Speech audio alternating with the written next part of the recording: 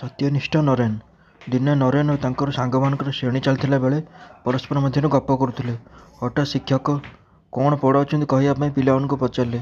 ନରେନ ସମସ୍ତ ପ୍ରଶ୍ନର ଠିକ୍ ଠିକ୍ ଉତ୍ତର ଦେଇଦେଲେ, କିନ୍ତୁ ଅନ୍ୟମାନେ ଦେଇପାରିଲେ ନାହିଁ। ସେମାନଙ୍କୁ ଦଣ୍ଡ ସ୍ୱରୂପ ବେଞ୍ଚ ଉପରେ ଠିଆ ହେବାକୁ କୁହାଗଲା, କିନ୍ତୁ ଶିକ୍ଷକ ନରେନଙ୍କୁ ଏଥିରୁ ବାଦ୍ ଦେଲେ। ନରେନ ଯେତେ ବାଧ୍ୟ କରି କହିଲେ ଯେ ସେ ହିଁ କେବଳ ଗପୁଥିଲେ, ତାହା ଶିକ୍ଷକ ଗ୍ରହଣ କଲେ ନାହିଁ। ନରେନ କିନ୍ତୁ ନିଜେ ନିଜେ ଠିଆ ହୋଇ ରହିଲେ।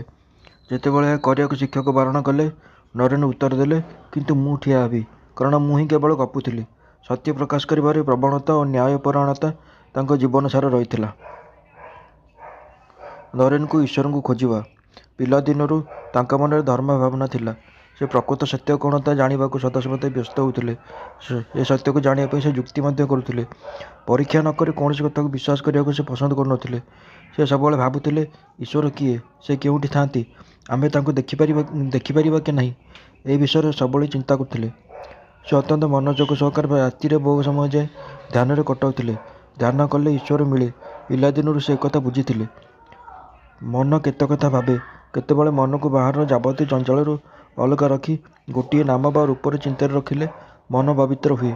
ନରେନ ପ୍ରତ୍ୟେକ ଦିନ ଶୋଇବାକୁ ଯିବା ଆଗରୁ ଜ୍ୟୋତି ଦର୍ଶନ କରୁଥିଲେ। ସେ ଭାବୁଥିଲେ, ଏମିତି ବୋଧହୁଏ ସମସ୍ତେ ନିଦ୍ରା ଯାଆନ୍ତି। ସବୁବେଳେ ଧ୍ୟାନ କରିବା ଯୋଗୁଁ ସେ ଏପରି ସହଜରେ ଜ୍ୟୋତି ଦର୍ଶନ କରିଥିଲେ।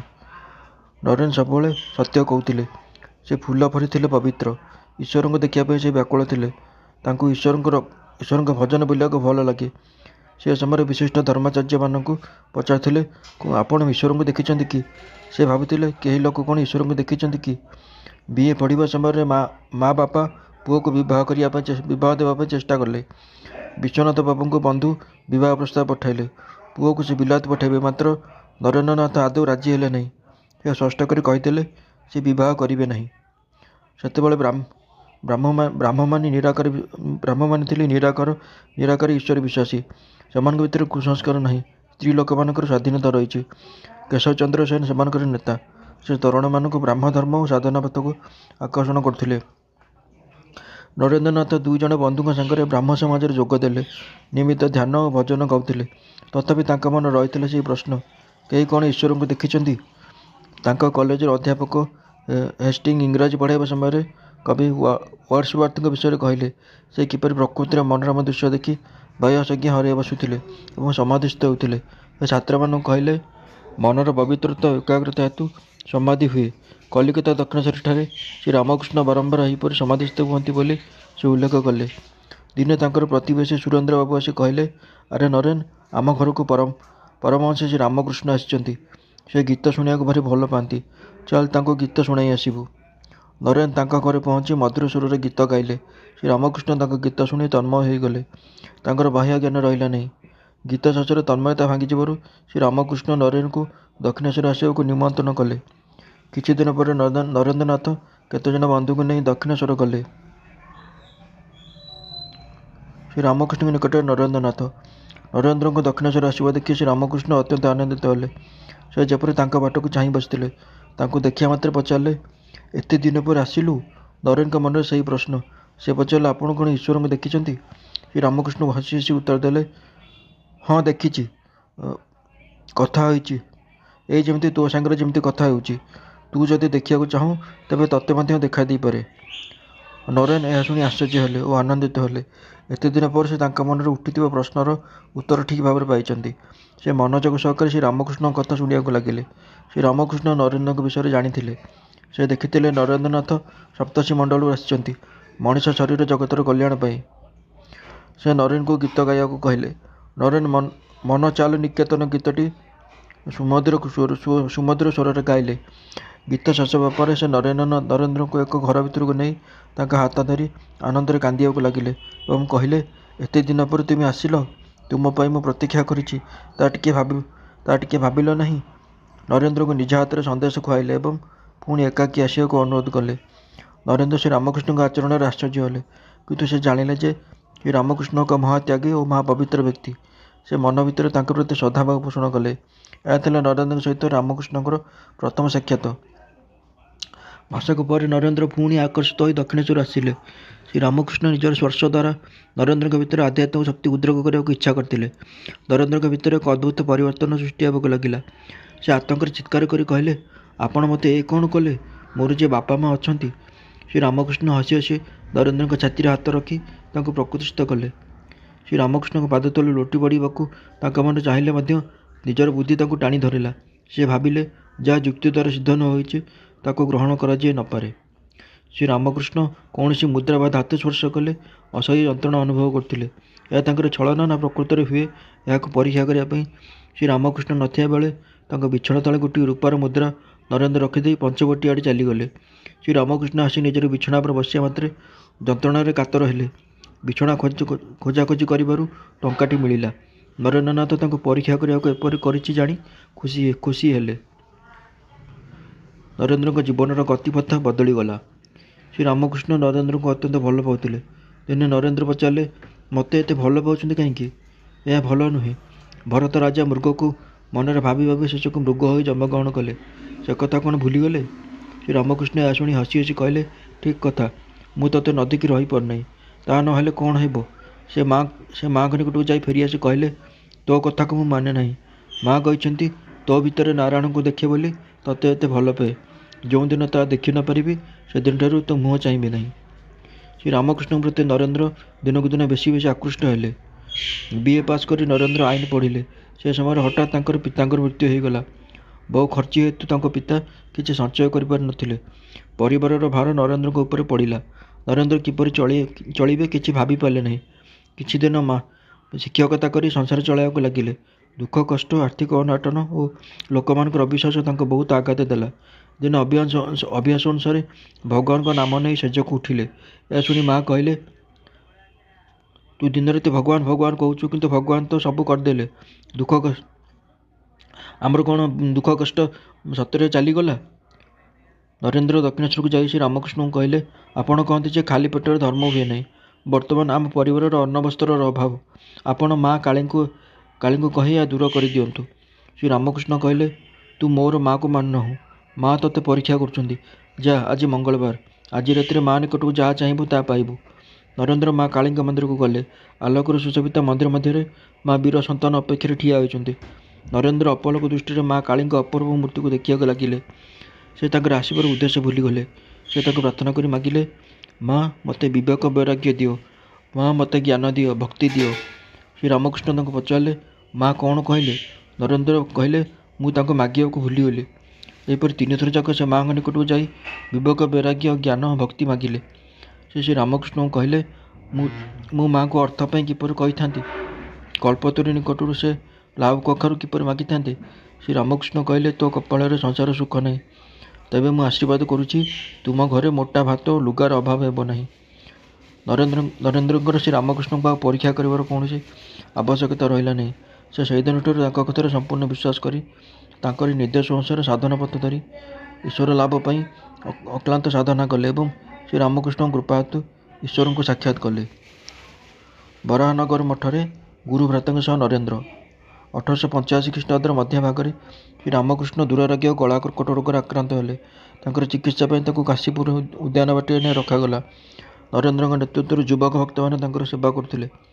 ସେ ସେଠାରେ ସାଧନାରେ ନିମଗ୍ନ ହୋଇ ନିର୍ବିକଳ୍ପ ସମାଧି ଲାଭ କଲେ। ତାଙ୍କର ମନ ସବୁବେଳେ ସଚ୍ଚିତ ଆନନ୍ଦ ମଧ୍ୟରେ ବୁଡ଼ି ରହିଲା। ସେ ସବୁବେଳେ ଧ୍ୟାନସ୍ଥ ରହିବାକୁ ଶ୍ରୀରାମକୃଷ୍ଣଙ୍କ ନିକଟରେ ଇଚ୍ଛା ପ୍ରକାଶ କଲେ।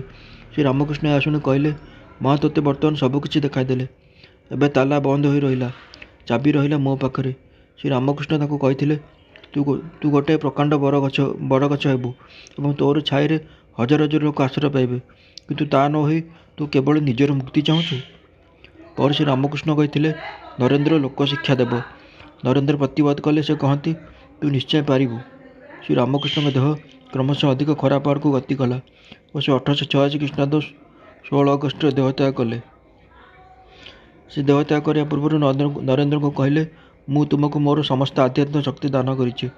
ଏହି ମହାଶକ୍ତି ଦ୍ୱାରା ତୁମେ ପୃଥିବୀର ସମସ୍ତ ଲୋକଙ୍କୁ ସାହାଯ୍ୟ କରିବ। ତୁମେ ସେମାନଙ୍କୁ କିପରି ଈଶ୍ୱର ଜାଣିବାକୁ ଏବଂ ଈଶ୍ୱର ବ୍ରହ୍ମ କ'ଣ ତାହା ଶିକ୍ଷା ଦେବ। ତୁମେ ଦରିଦ୍ରମାନଙ୍କୁ ସାହାଯ୍ୟ କରିବ। ଶ୍ରୀରାମକୃଷ୍ଣଙ୍କ ଦେହତ୍ୟାଗର ଅଳ୍ପ କିଛି ଦିନ ପୂର୍ବରୁ ବରାହନଗରଠାରେ ଏକ ଜୀର୍ଣ୍ଣ ଭୂତକୋଠି ଭଡ଼ା ନେଇ ନରେନ୍ଦ୍ରନାଥ ସେଠାରେ ଜଣ ଜଣ କରି ଯୁବକ ଭକ୍ତମାନଙ୍କୁ ଏକତ୍ରିତ କଲେ। ଶ୍ରୀରାମକୃଷ୍ଣଙ୍କ ଦ୍ୱାରା ସ୍ଥାପିତ ରାମକୃଷ୍ଣ ସଂଘର ଭିତ୍ତିଭୂମି ସେତେବେଳକୁ ପଡ଼ି ସାରିଥାଏ। ନରେନ୍ଦ୍ରନାଥ ନେଇଥାନ୍ତି ନେତୃତ୍ୱ। ପ୍ରତ୍ୟେକ ହୃଦୟରେ ତ୍ୟାଗ ଓ ଭଗବତ ପ୍ରେମର ମହାମନ୍ତ୍ର। ସ୍ୱାମୀ ବିବେକାନନ୍ଦ ଭାରତ ଭ୍ରମଣ କଲେ।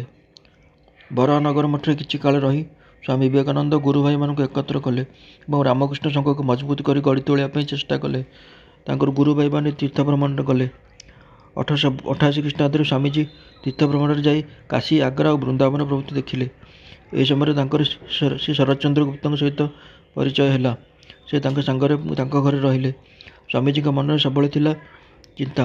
ଶରତଚନ୍ଦ୍ର ତାଙ୍କୁ ଏ ବିଷୟରେ ପଚାରିବାରୁ ସ୍ୱାମୀଜୀ କହିଲେ, ମୋତେ ଗୋଟିଏ ମହତ୍ କାର୍ଯ୍ୟ କରିବାକୁ ହେବ। ସେହି କାର୍ଯ୍ୟ କରିବା ପାଇଁ ମୋତେ ମୋର ଗୁରୁ ଶ୍ରୀ ରାମକୃଷ୍ଣ ନିର୍ଦ୍ଦେଶ କରିଛନ୍ତି। ଭାରତକୁ ନୂତନ କରି ଗଢ଼ିବାକୁ ହେବ। 1889 ଖ୍ରୀଷ୍ଟାବ୍ଦରେ ସ୍ୱାମୀଜୀ ପୁଣି ଭ୍ରମଣରେ ଯାଇ ଏଲାହାବାଦ ଓ ଗାଜିପୁର ବାଟ ଦେଇ ହରଦ୍ୱାର ଗଲେ। ସେ ତୃତୀୟ ଥର ବୁଲିଯିବା ସମୟରେ ହରଦ୍ୱାରଠାରେ ହିମାଳୟର ପାଦଦେଶରେ ଧ୍ୟାନ କଲେ। ସେ ଧ୍ୟାନରେ ଦେଖିଲେ ସର୍ବଭୂତରେ ଈଶ୍ୱର ବିରାଜମାନ। ସେ କହିଥିଲେ, ଏହି ସ୍ଥାନର ବରଗଛ ତଳେ ମୋ ଜୀବନର ଏକ ବଡ଼ ସମସ୍ୟାର ସମାଧାନ ହୋଇଗଲା। ସେ ସେଠାରୁ ଦକ୍ଷିଣ ଭାରତ ଅଭିମୁଖେ ଯାତ୍ରା କଲେ। ମିରଟ, ଆଲୱର, ଆଜମୀର, ଜୟପୁର, ଖେତଡ଼ି, ଜୁନାଗଡ଼, ପୋରବନ୍ଦର, ମୁମ୍ବାଇ, ପୁନା, ମହୀଶୂର, କୋଚିନ୍, ତ୍ରିଭେନ୍ଦ୍ରମ, ରାମେଶ୍ୱର ପ୍ରଭୃତି ଭ୍ରମଣ କଲେ। ସେ ଖାଲି ହାତରେ ଭାରତ ବୁଲିଲା ବେଳେ ବହୁ ବିପଦର ସମ୍ମୁଖୀନ ହୋଇଛନ୍ତି। ଏପରିକି ଦିନେ ଦିନେ ଖାଇବାକୁ ମଧ୍ୟ ପାଇନାହାନ୍ତି। ସେ ହିନ୍ଦୁ, ମୁସଲମାନ, ବ୍ରାହ୍ମଣ, ହରିଜନ ସମସ୍ତଙ୍କ ଘରେ ଅତିଥି ହୋଇଛନ୍ତି। ରାଜା ମହାରାଜଙ୍କ ଠାରୁ ଆରମ୍ଭ କରି ଦରିଦ୍ର ଲୋକ ଘରେ ମଧ୍ୟ ଆଶ୍ରୟ ନେଇଛନ୍ତି। କିନ୍ତୁ ସବୁବେଳେ ସେ ଶାନ୍ତ ଓ ପ୍ରସନ୍ନ, ହୃଦୟରେ ଆନନ୍ଦର ଅବାରିତ ଧାରା। ଦିନେ ବାରାଣସୀରେ ସେ ମା ଦୁର୍ଗାଙ୍କ ମନ୍ଦିରରୁ ବାହାରି ଆସିବା ସମୟରେ ଚେଁ ଚାଁ ଶବ୍ଦ କରି ଦଳେ ମାଙ୍କଡ଼ ତାଙ୍କୁ ଘେରିଗଲେ। ମାଙ୍କଡ଼ମାନେ ତାଙ୍କୁ ଧରି କ୍ଷତବିକ୍ଷତ କରିବାରୁ ସ୍ୱାମୀଜୀ ଦୂରକୁ ଧାଇଁବାକୁ ଆରମ୍ଭ କଲେ। ମାଙ୍କଡ଼ମାନେ ତାଙ୍କୁ ଗୋଡ଼ାଇବାକୁ ଲାଗିଲେ। ସେଠାରେ ଜଣେ ବୃଦ୍ଧ ସନ୍ନ୍ୟାସୀ ମାଙ୍କଡ଼ମାନଙ୍କର କାର୍ଯ୍ୟକଳାପ ଲକ୍ଷ୍ୟ କରୁଥିଲେ। ସେ ସ୍ୱାମୀଜୀଙ୍କୁ ଭୟରେ ପଳାଉଥିବା ଦେଖି କହିଲେ, ଧାଇଁ ପଳାଅ ନାହିଁ, ନିର୍ବୋଧ ମାଙ୍କଡ଼ମାନଙ୍କର ସମ୍ମୁଖୀନ ହୁଅ। ଏହା ଶୁଣିବା ମାତ୍ରେ ସ୍ୱାମୀଜୀ ସେଠାରେ ଦୃଢ଼ ଭାବରେ ଠିଆ ହୋଇ ମାଙ୍କଡ଼ମାନଙ୍କୁ ଚାହିଁ ସେମାନଙ୍କର ସମ୍ମୁଖୀନ ହେଲେ। ମାଙ୍କଡ଼ମାନେ ଭୟରେ ସେ ସ୍ଥାନ ଛାଡ଼ି ଚାଲିଗଲେ। ବହୁ ବର୍ଷ ପରେ ସ୍ୱାମୀଜୀ କହିଥିଲେ, ତୁମେ ଯଦି କେବେ କାହାକୁ ଭୟ କରୁଥାଅ, ତେବେ ସାହସର ସହିତ ସମ୍ମୁଖୀନ ହୁଅ। ଦୌଡ଼ି ପଳାଇବା କଥା ଚିନ୍ତା କର ନାହିଁ। ରାଜପୁତାନା ଭ୍ରମଣ ସମୟରେ ଆଲୱର ରାଜା ତାଙ୍କୁ ପଚାରିଲେ, ସ୍ୱାମୀଜୀ, ଶୁଣିଛି ଆପଣ ବଡ଼ ବିଦ୍ୱାନ। ଆପଣ ଭଲ ରୋଜଗାର କରିପାରନ୍ତେ, ତାହା ନ କରି ଭିକ୍ଷା କରି ବୁଲୁଛନ୍ତି କାହିଁକି? ଉତ୍ତରରେ ସ୍ୱାମୀଜୀ କହିଥିଲେ, ଆପଣ ରାଜକାର୍ଯ୍ୟ ଅବହେଳା କରି ସବୁବେଳେ ସାହେବଙ୍କ ସାଙ୍ଗରେ ଶିକାର କରି ବୁଲୁଛନ୍ତି କାହିଁକି? ମୋତେ ଭଲ ଲାଗେ। ରାଜାଙ୍କ ମୁଖରୁ ଏହା ଶୁଣି ସ୍ୱାମୀଜୀ କହିଲେ, ମୋତେ ମଧ୍ୟ ଭଲ ଲାଗେ। ରାଜା ପୁଣି ପ୍ରଶ୍ନ କଲେ, ମୁଁ ମୂର୍ତ୍ତି ପୂଜାରେ ବିଶ୍ୱାସ କରେ ନାହିଁ, ସେଥିପାଇଁ ମୋ ପ୍ରତି କିଛି ଶାସ୍ତି ଅଛି କି? ମହାରାଜଙ୍କର ଗୋଟିଏ ପ୍ରତିଛବି ତାଙ୍କ କାନ୍ଥରେ ଟଙ୍ଗା ହୋଇଥିଲା। ସ୍ୱାମୀଜୀଙ୍କ ନିର୍ଦ୍ଦେଶରେ ସେ ତାହାକୁ ତଳକୁ ଆଣିଲେ। ସ୍ୱାମୀଜୀ କହିଲେ, ଛବିଟି ଉପରେ କେହି ଛେପ ପକାଇ ପାରିବେ? ସମସ୍ତେ ଚୁପ୍ ରହିଲେ। ସ୍ୱାମୀଜୀ କହିଲେ, ଏହା ମହାରାଜଙ୍କର ଛବିଟିଏ ମାତ୍ର, କିନ୍ତୁ ସେ ନିଜେ ମହାରାଜ ନୁହନ୍ତି, କିନ୍ତୁ ତାହା ମହାରାଜଙ୍କର ପ୍ରତିକୃତି ହୋଇଥିବା ହେତୁ ଶ୍ରଦ୍ଧା କରନ୍ତି। ଠିକ୍ ସେହିପରି କାଠ ପଥରର ମୂର୍ତ୍ତି ଭଗବାନ ନହେଲେ ମଧ୍ୟ ଭକ୍ତମାନଙ୍କ କଥା ତାଙ୍କର ମନେ ପଡ଼େ, ସେଥିପାଇଁ ସେମାନେ ତାଙ୍କୁ ଶ୍ରଦ୍ଧା, ଭକ୍ତି ଓ ପୂଜା କରନ୍ତି। ମହାରାଜଙ୍କ ମନରେ ଥିବା ଧାରଣା ଦୂର ହେଲା। ସେ ସେଠାରେ ସ୍ୱାମୀଜୀଙ୍କୁ ରହିବାକୁ ଅନୁରୋଧ କଲେ। ସେ ନିଜ ମନର ଦ୍ୱନ୍ଦ୍ୱକୁ ଦୂର କରିବାକୁ 3ଗୋଟି ପ୍ରଶ୍ନ ପଚାରିଲେ। ଜୀବନ କ'ଣ? ଶିକ୍ଷା କ'ଣ? ତାହାର ଉତ୍ତରରେ ସ୍ୱାମୀଜୀ କହିଲେ, ଜୀବନ ହେଉଛି ସଂଗ୍ରାମ, ବନ୍ଧନରୁ ମୁକ୍ତି ହେବାର ନାମ ଚେଷ୍ଟା। ଧର୍ମ ହେଉଛି ମଣିଷ ଭିତରେ ଥିବା ଦେବତ୍ୱକୁ ତୋଳି ଧରିବାର ସାଧନା। ଶିକ୍ଷା ହେଉଛି ମଣିଷ ଭିତରେ ଥିବା ପୂର୍ଣ୍ଣତାକୁ ପରିପ୍ରକାଶ କରିବା। ପରେ ମହାରାଜ ସ୍ୱାମୀଜୀଙ୍କର ଜଣେ ପ୍ରଧାନ ଭକ୍ତ ହୋଇଯାଇଥିଲେ। ଟ୍ରେନରେ ରାଜପୁତାନା ଯିବାବେଳେ ତାଙ୍କର ସହଯାତ୍ରୀ 2 ଜଣ ଇଂରେଜ ଯୁବକ ଥାନ୍ତି। ସେମାନେ ସ୍ୱାମୀଜୀଙ୍କ ବେଶପୋଷାକ ଦେଖି ବିଦ୍ୟାବୁଦ୍ଧିହୀନ ବୋଲି ଭାବି ଇଂରେଜୀ ଭାଷାରେ ପରସ୍ପର ପରିହାସ କରି ଚାଲିଥାନ୍ତି। ଗାଡ଼ି ଷ୍ଟେସନରେ ଅଟକିଲା। ସ୍ୱାମୀଜୀ ପାଣି ପଠାଇବାକୁ ଷ୍ଟେସନ ମାଷ୍ଟରକୁ ଇଂରାଜୀ ଭାଷାରେ କହିଲେ। ଇଂରେଜ 2 ଜଣ ତାଙ୍କର ଇଂରେଜ କହିବା ଦେଖି ଚମକି ପଡ଼ିଲେ ଏବଂ ପଚାରିଲେ, ତୁମେ ଆମର ପରିହାସ ଶୁଣି କୌଣସି ପ୍ରତିବାଦ କଲେ ନାହିଁ କାହିଁକି? ଏ ଶୁଣି ସ୍ୱାମୀଜୀ କହିଲେ, ପ୍ରୟୋଜନ ବୋଧ କଲି ନାହିଁ।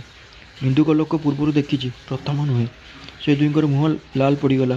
ସେମାନେ ସ୍ୱାମୀଜୀଙ୍କୁ ମାରିବା ପାଇଁ ଇଚ୍ଛା କରି ମଧ୍ୟ ତାଙ୍କର ସୁଗଠିତ ଦେହ ଦେଖି ଚୁପ୍ ରହିଥିଲେ। ଏପରି ହିମାଳୟ ଠାରୁ କୁମାରିକା ପର୍ଯ୍ୟନ୍ତ ଭାରତବର୍ଷରେ ବୁଲି ବୁଲି ସ୍ୱାମୀଜୀ ଭାରତର ପ୍ରକୃତ ଚିତ୍ର ଦେଖିବାକୁ ପାଇଥିଲେ।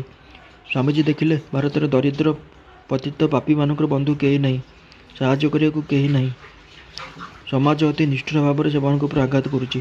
ଦୀର୍ଘଦିନ ଧରି ନିର୍ଯାତନା ଫଳରେ ସେମାନେ ଯେ ମନୁଷ୍ୟ ଏକଥା ମଧ୍ୟ ଭୁଲି ଯାଇଛନ୍ତି। ସେ ବୃନ୍ଦାବନ ଧାମ ଦେଇ ଯିବାବେଳେ ଯମୁନା ନଦୀକୁ ଦେଖିଲେ। ନିଜର ଏକମାତ୍ର କୌପିନ ଖଣ୍ଡିକୁ କୂଳ ଉପରେ ରଖି ରାଧାକୁଣ୍ଡ ଭିତରେ ଗାଧୋଇଲେ। ଗାଧୋଇ ସାରି ଉପରକୁ ଆସି ଦେଖନ୍ତି ତ ମାଙ୍କଡ଼ କୌପିନ ଖଣ୍ଡକୁ ନେଇ ଗଛ ଡାଳରେ ରଖିଛି। କ'ଣ କରିବେ? କାଲି ଦେହରେ ଯିବେ କୁଆଡ଼େ? ମାଙ୍କଡ଼କୁ କୌପିନ ଖଣ୍ଡକୁ ଫେରାଇ ଦେବା ପାଇଁ ଯେତେ ଅନୁରୋଧ ଅନୁନୟ କଲେ ତା'ର କୌଣସି ଫଳ ହେଲା ନାହିଁ। ବରଂ ମାଙ୍କଡ଼ ମୁଖ ଭଙ୍ଗି କରି ବ୍ୟଙ୍ଗ ବିଦ୍ରୂପ କଲା। ସ୍ୱାମୀଜୀ ସମ୍ପୂର୍ଣ୍ଣ ଉଲଗ୍ନ ହୋଇ ଜଙ୍ଗଲ ଭିତରକୁ ଗଲେ। ମନରେ ସଂକଳ୍ପ କଲେ ପରିଧେୟ ବସ୍ତ୍ର ନ ପାଇଲେ ଫେରିବେ ନାହିଁ। ଏହି ସମୟରେ କାହାର ଡାକ ଶୁଣିବାକୁ ପାଇଲେ। ଦେଖିଲେ ଜଣେ ବ୍ୟକ୍ତି ଧାଇଁ ଧାଇଁ ଆସୁଛି। ସେ ସ୍ୱାମୀଜୀଙ୍କୁ ଲୁଗା ଦେଲେ ଏବଂ ଖାଇବା ପଦାର୍ଥ ଦେଇ ଅଦୃଶ୍ୟ ହୋଇଗଲେ। ଅନ୍ୟ ଏକ ଘଟଣା। ସ୍ୱାମୀଜୀ ବୃନ୍ଦାବନ ରାସ୍ତାରେ ଜଣେ ଲୋକ ବସି ତମାଖୁ ପିଉଥିବାର ଦେଖିଲେ। ତାଙ୍କର ଇଚ୍ଛା ହେଲା ତମାଖୁ ପିଇବେ। ଲୋକଟି ପାଖକୁ ଯାଇ ଚିଲମଟି ମାଗିବା ମାତ୍ରେ ସେ ଭୟରେ ପଛକୁ ହଟିଗଲା। କହିଲା, ମହାରାଜ ଆପଣ ସାଧୁ, ମୁଁ ମେହେନ୍ତର। ସ୍ୱାମୀଜୀ ମଧ୍ୟ ଆଉ କିଛି ନ କହି ନିଜ ବାଟରେ ଚାଲିଲେ। କିଛି ଦୂର ଆଗେଇ ଯିବା ପରେ ସେ ଭାବିଲେ, ମୁଁ ପରା ସନ୍ନ୍ୟାସୀ, ମୁଁ ପରା ଜାତିଭେଦ ପାରିବାରିକ ସମ୍ବନ୍ଧ ସବୁକିଛି ଛାଡ଼ିଛି। ମେହେନ୍ତରରୁ ତମାଖୁ ଖାଇବାକୁ କୁଣ୍ଠା କାହିଁକି? ସେ ପୁଣି ଫେରିଲେ। ମେହେନ୍ତରର ଆପତ୍ତି ସତ୍ତ୍ୱେ ତା'ର ଚିଲମରେ ତା ଦେହରେ ତମାଖୁ ସଜାଡ଼ିଲେ। ତାପରେ ସେହି ଚିଲମରେ ମହା ଆନନ୍ଦରେ ଧୂମପାନ କରିବାକୁ ଲାଗିଲେ। ସ୍ୱାମୀଜୀ କାଶୀରେ ଥାଆନ୍ତି ଶୁଣିଲେ ଗୁରୁଭାଇ ବଳରାମ ବାବୁ ଇହଲୀଳା ସମ୍ବରଣ କଲେ। ସ୍ୱାମୀଜୀଙ୍କ ଆଖିରୁ ଲୁହ ବୋହି ପଡ଼ିଲା। ସେଠାରେ ଉପସ୍ଥିତ ଥିବା କାଶୀର ପଣ୍ଡିତ ପ୍ରମୋଦ ଦାସ ମିତ୍ର କହିଲେ, ଆପଣ ସନ୍ନ୍ୟାସୀ ହୋଇ ଏତେ ଶୋକାକୁଳ କାହିଁକି? ସନ୍ନ୍ୟାସୀ ବୋଲି କ'ଣ ହୃଦୟ ରହିବନି? ପ୍ରକୃତ ସନ୍ନ୍ୟାସୀର ହୃଦୟ ସାଧାରଣ ଲୋକର ହୃଦୟଠାରୁ ବରଂ ଆହୁରି ବେଶୀ କୋମଳ। ହଜାରେ ସନ୍ନ୍ୟାସୀ ହେଉ, ପ୍ରଥମେ ଆମେ ତ ମଣିଷ। ଯେଉଁ ସନ୍ନ୍ୟାସୀ ମନରେ ଅନ୍ୟର କଲ୍ୟାଣ କରିବା ଇଚ୍ଛା ନାହିଁ, ସେ ସନ୍ନ୍ୟାସୀ ନୁହେଁ। ବହୁଜନ ହିତାୟ ଓ ବହୁଜନ ସୁଖାୟ ପାଇଁ ସନ୍ନ୍ୟାସୀର ଜନ୍ମ। ପରିବ୍ରାଜକ ସମୟରେ ଆଉ ଏକ ଘଟଣା ଘଟିଲା। ସ୍ୱାମୀଜୀଙ୍କର ତ ପଢ଼ିବା ଅଭ୍ୟାସ ବହୁତ ବେଶୀ। ତାଙ୍କର ଜଣେ ଗୁରୁଭାଇ ନିକଟରେ ଥିବା ଲାଇବ୍ରେରୀରୁ ପ୍ରତ୍ୟେକ ଦିନ ତାଙ୍କ ପାଇଁ ବହି ନେଇ ଆସନ୍ତି। ମୋଟା ମୋଟା ବହିଗୁଡ଼ିକ ଗୋଟିଏ ଦିନରେ ପଢ଼ା ସରିଯାଏ। ପୁଣି ନୂଆ ବହି ଲାଇବ୍ରେରୀରୁ ଆସେ। ଲାଇବ୍ରେରିଆନ୍ ଭାବିଲେ ସ୍ୱାମୀଜୀ ଲୋକଙ୍କୁ ଦେଖାଇବା ସକାଶେ ବହି ପଢ଼ିବାର ଛଳନା କରୁଛନ୍ତି। ସ୍ୱାମୀଜୀ ଗୁରୁଭାଇଙ୍କଠୁ ଏହା ଶୁଣିଲେ। ଦିନେ ଯାଇ ଲାଇବ୍ରେରିଆନ୍ ପାଖରେ ହାଜର ହେଲେ ଏବଂ କହିଲେ, ମୁଁ ସବୁ ବହି ଭଲ ଭାବରେ ପଢ଼ିଛି। ଆପଣଙ୍କ ସନ୍ଦେହ ଯଦି ହେଉଛି, ତେବେ ସେ ଯେକୌଣସି ବହିରୁ ଯେକୌଣସି ପ୍ରଶ୍ନ ପଚାରି ପାରନ୍ତି। ସବୁ ପ୍ରଶ୍ନର ଉତ୍ତର ଶୁଣି ଲାଇବ୍ରେରିଆନ୍ କହିଲେ, ଏହା କ'ଣ ସମ୍ଭବ? ଖେଚଡ଼ି ମହାଶୟଙ୍କ ଅତିଥି ହୋଇ ଯେତେବେଳେ ସେଠାରେ ଥିଲେ, ସେ ରାଜା ଦେଖିଲେ ସ୍ୱାମୀଜୀ ଖୁବ୍ ଶୀଘ୍ର ବହିର ପୃଷ୍ଠ ଓଲଟାଉଛନ୍ତି। ରାଜା ତାଙ୍କୁ କିପରି ଏତେ ଶୀଘ୍ର ବହି ପଢ଼ୁଛନ୍ତି ବୋଲି ପଚାରିବାରୁ ସ୍ୱାମୀଜୀ କହିଥିଲେ, ଏହି ଅଭ୍ୟାସ ବ୍ରହ୍ମଚର୍ଯ୍ୟ ଓ ଏକାଗ୍ରତାର ଫଳ। ଯେ କେହି ଚେଷ୍ଟା କଲେ ତାହା କରିପାରିବ। ବିଦେଶରୁ ଫେରିବା ପରେ ବେଲୁଡ଼ ମଠରେ ଥିବା ସମୟରେ ସେ ତାଙ୍କର ଶିଷ୍ୟ ଶରତଚନ୍ଦ୍ର ଚକ୍ରବର୍ତ୍ତୀଙ୍କୁ କହିଥିଲେ, ଏକମାତ୍ର ବ୍ରହ୍ମଚର୍ଯ୍ୟ ପାଳନ ଠିକ୍ କରିପାରିଲେ ସମସ୍ତ ବିଦ୍ୟା ମୁହୂର୍ତ୍ତକ ମଧ୍ୟରେ ଆୟତ୍ତ ହୋଇଯିବ। ବିଦେଶର ଦର୍ଶନ ଅଧ୍ୟାପନ ପଲ୍ ଜୟସେନ୍ ସ୍ୱାମୀଜୀଙ୍କର ଅସାଧାରଣ ସ୍ମୃତିଶକ୍ତି ଦେଖି ଆଶ୍ଚର୍ଯ୍ୟ ହୋଇଯାଇଥିଲେ। ସ୍ୱାମୀଜୀ ଜୟସେନ୍ଙ୍କୁ କହିଥିଲେ, ତାଙ୍କର ସ୍ମୃତିଶକ୍ତିର ରହସ୍ୟ ମନ ସଂଯମ ଓ ଏକାଗ୍ରତା।